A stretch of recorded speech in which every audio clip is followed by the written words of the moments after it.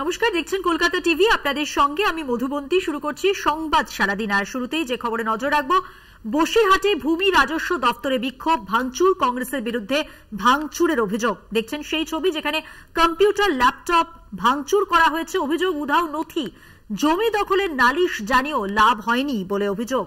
বসিরহাটের ঘটনা, ভূমি রাজস্ব দপ্তরে বিক্ষোভ, ভাঙচুর, সেই ছবি আপনারা দেখছেন এই মুহূর্তে। সঞ্জিত চক্রবর্তী এই মুহূর্তে টেলিফোন লাইনে রয়েছেন আমাদের সঙ্গে। আমাদের প্রতিনিধি আরো বিস্তারিতভাবে জেনে নেব এই প্রসঙ্গে। সঞ্জিত, বসিরহাটের ছবি তো আমরা দেখতে পাচ্ছি, ভূমি রাজস্ব দপ্তরে কিভাবে বিক্ষোভ দেখানো হচ্ছে বা ভাঙচুরের ঘটনা ঘটেছে, সব মিলিয়ে ঠিক কি হয়েছে? যারাও বিক্ষোভ দেখাচ্ছেন তাদের ঠিক কি দাবি, কি অভিযোগ?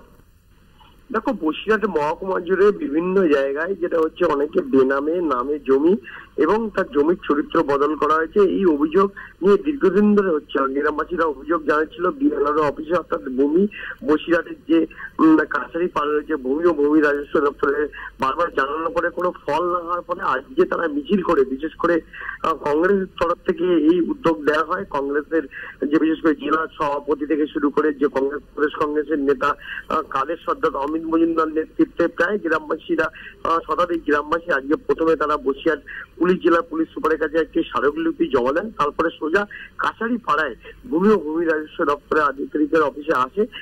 সেখানে এসে ভাঙচুর চলায়, এমনকি সেখানকার গুরুত্বপূর্ণ নথি উধাও হয়ে যায় এবং ল্যাপটপ, কম্পিউটার, একাধিক সরকারি যে জিনিসপত্র সেগুলো ভাঙচুর করা হয়, পাশাপাশি অন্যান্য সামগ্রী। তাদের দীর্ঘদিনের অভিযোগ ছিল, দীর্ঘদিন বিএলআর কে লিখিতভাবে জানানোর পরে তারা কোনো সুরাও বা সমাধান হচ্ছিল না এবং তার প্রতিক্রিয়া, অর্থাৎ তারা এই প্রতিবাদ বিক্ষোভ দেখা একাধিকবার করার পরেও তাদের এই সমাধান সূত্র মেলেনি, যার কারণে তারা বাধ্য হয়ে আজকে এই ঘটনা ঘটেছে। এই নিয়ে কিন্তু রীতিমতো চাঞ্চল্য ছড়ায়। ঘটনাস্থলে যেমন পুলিশ আসে, র্যাব নামানো হয় এবং আধিকারিক ছিল, আজকে এআরও আধিকারিক ছিল কবির আহমেদ, তাকে ঘেরাও করে বিক্ষোভ করে এবং পাশাপাশি তাকে একটি গাঁদা ফুলের মালা দিয়ে তাদের সংবোধন করে। পাশাপাশি সব মিলিয়ে গোটা পরিস্থিতি পুলিশ আসলে স্বাভাবিক হয়। তাদের দীর্ঘদিন দাবি ছিল যে ভূমি ও ভূমি রাজস্ব দপ্তরে একাধিকবার অভিযোগ জানানোর পরেও এই কোনো ফল অর্থাৎ সুরাও হয়নি, যার কারণে তারা বাধ্যই আজকে এই কর্মসূচি নিয়েছেন। কিন্তু প্রশ্ন হচ্ছে, যেভাবে সরকারি সম্পত্তি ভাঙচুর করা হয়েছে, অর্থাৎ বিশেষ করে ল্যাপটপ, কম্পিউটার সামগ্রী, সেসব নথি, গুরুত্বপূর্ণ নথি নষ্ট হয়েছে এমনটা মনে করছেন আধিকারিকরা। ইতিমধ্যে এটা নিয়ে পুলিশ আসলে পুলিশ কিন্তু তদন্ত শুরু করেছে। এখন এর পিছনে কেনই বা ভাঙচুর চালালো বা ভাঙচুরের পিছনে বিজেপি, বিশেষ করে কংগ্রেসের যে নেতা কর্মী সমর্থকরাই পরিকল্পিতভাবে হামলা চালিয়েছে, আধিকারিকের তরফ থেকে বলা হয়েছে এবং এই নিয়ে রীতিমতো চাঞ্চল্য ছড়িয়েছে বসিরহাটের কাছে। এই মুহূর্তে কি পরিস্থিতি ওখানকার?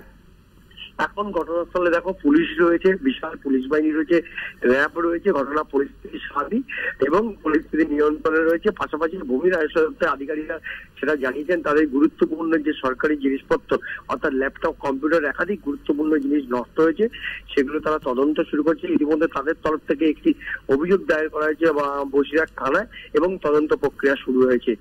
ধন্যবাদ সঞ্জিত। কথা বললাম আমাদের প্রতিনিধি সঞ্জিত চক্রবর্তীর সঙ্গে।